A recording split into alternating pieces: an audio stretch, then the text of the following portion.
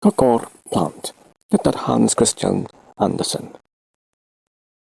Ar y tŷ masnachwr gyfoethog, o'r oedd cydrawd ar gyfer plant, ac roedd y plant o'r bobl maradog a golidog yn yna. Roedd y masnachwr dyn dysgiedig, oherwydd roedd ei dad wedi ei danfon i goleg ac roedd yn wedi pasio ei arholiadau.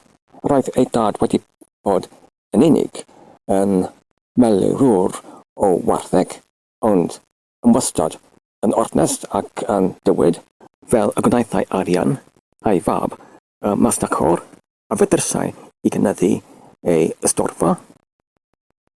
Deheuig fel roedd efe, roedd gyda fe hefyd galon, ac roedd yn llai llyfarid o'i galon nac o'i arian. Y disgrifiadau i gyd o'r bobl ar ymwelesant ar y tŷ y masnachwr, sef gwellhenedig ac hefyd deallol ac hefyd y rhai nad afaniasant a'r naill neu'r llall o'r argymelliadau hyn. Nawr, roedd yn gydrawd blant ac roedd cograch blant oedd yn wastad wedi ei llyfarid yn rhydd oedd wrth y calon.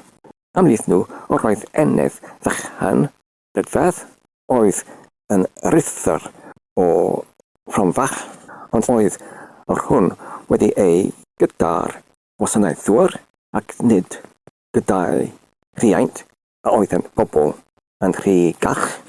Roedd ei thad wastrawd o'r ystafellwydd, oedd yn swyddfa uchel ar y llys ac y gwybiodd hi hynny.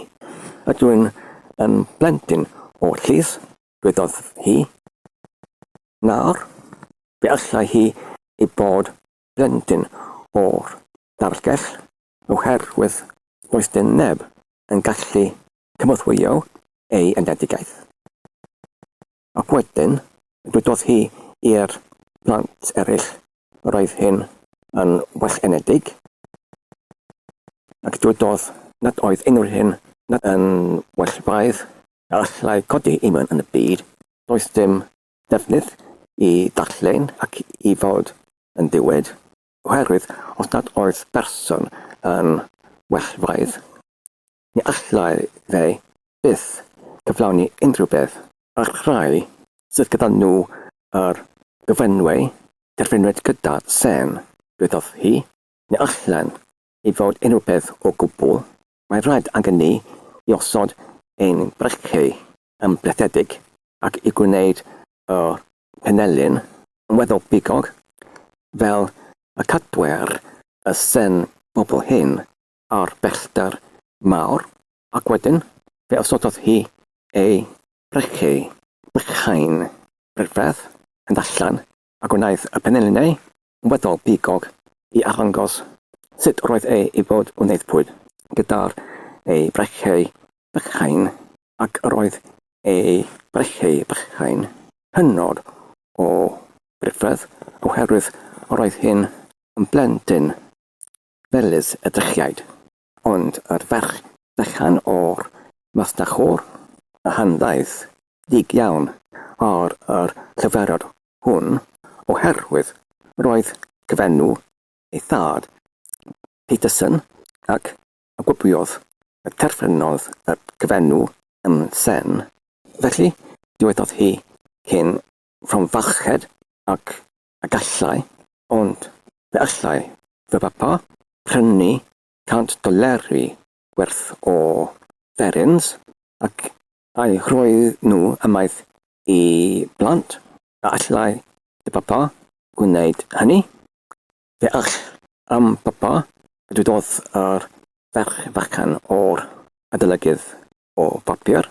Fe papa a allai gosod dy papa a papa i bawb imiwn yn yr newyddiadau. Pwy mathau o bobl oeddent yn ofnus iddo fe a dweud fy mama, oherwydd fe allai fe gwneud fel y mae'n hoff gyda'r bapur, ac yr oedd yr fordwyn fachan yn edrych yn ffronfach dros ben, fel roedd hyn wedi bod yn dywysoges wirioneddol a fyddo ei chael ei disgwylwyd i edrych yn drychais, ond tu allan i'r drws a oedd yn sefyll yn cylagored, roedd fachgen dlawd yn cyledrych trwy'r agen o'r drws. Roedd ef o safle mor iselwedd fel na fuasai ef yn ei ganiatau hyd yn oed i entredu I mewn i'r ystafell. Roedd e'n wedi bod yn troi y ber ar gyfer y gogyddes, ac roedd hyn wedi rhoi iddo fe ganiatad I sefyll tu ôl i'r drws ac I gwecio I mewn ar yr plant disgladus a oeddent yn cael amser I mewn mor lawen, ac ar ei gyfer ef, roedd hynny ymhel mawr.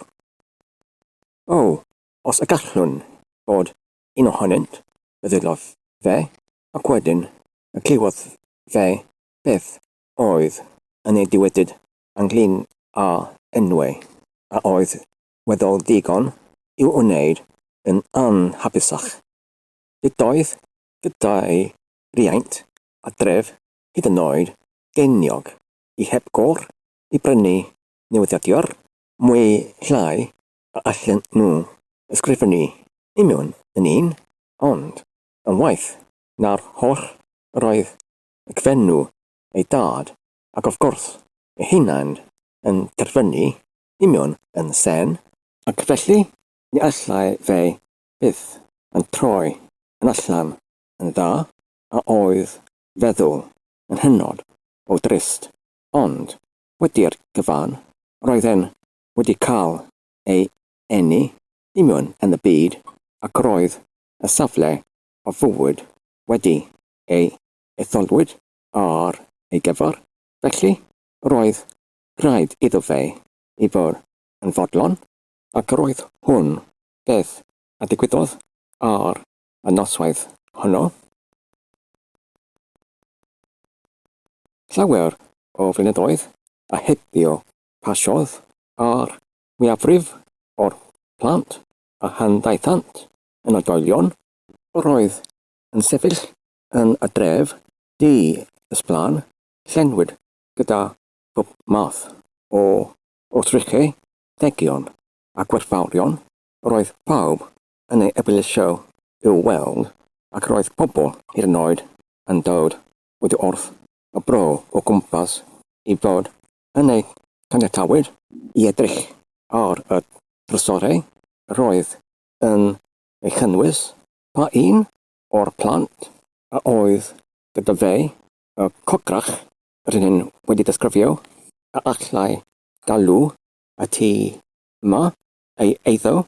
Fe fyddai un yn tybiad hynny yn hawdd iawn I dyfalu na fyddai nag yw ei mor hawdd. Roedd y tŷ yn eiddo i'r bachgen tlawd a saffasau y noswaith honno tu ôl i'r drws. Roedd ei yn wirioneddol yn handdyfod rhywbeth yn fawr ei gyfenw a dwedodd yn sen oherwydd roedd e'n thorwal sen. A'r 3 plentyn eraill y plant o wellfaith o arian ac o fachgar deallol. Wel, roeddent yn ei fachwyd ac yn ei handryddeddwyd yn y byd oherwydd y buasent yn ei ddarparwyd yn dda gyda ei henedigaeth a safle ac nad oedd gyda nhw achlysur I waredwyddo eu hunain gyda ffedd y meddyliau sent a dod â sent ar y noswaith honno yn amser hir ymaith oherwydd wedi'r cwbl roedd e'n dim ond Cogor plant